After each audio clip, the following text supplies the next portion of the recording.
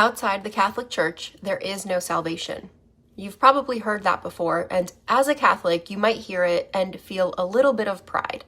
As a non-Catholic, you might hear it and say, that's rude and arrogant, and this is why so many people hate Catholics. So what does it actually mean? The phrase actually comes from the early church fathers, and it was meant to remind us that salvation doesn't come from us at all. It comes from Jesus Christ alone. And Christ gave us his body, the church, as the ordinary way that he saves souls.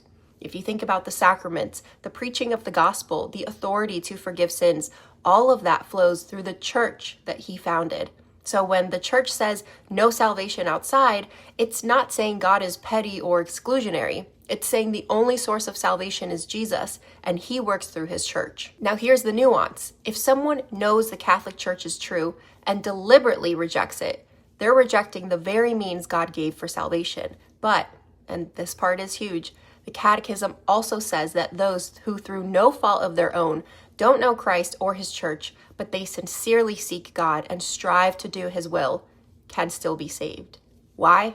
Because every grace that saves still flows from Christ and his church, whether the person realizes it or not.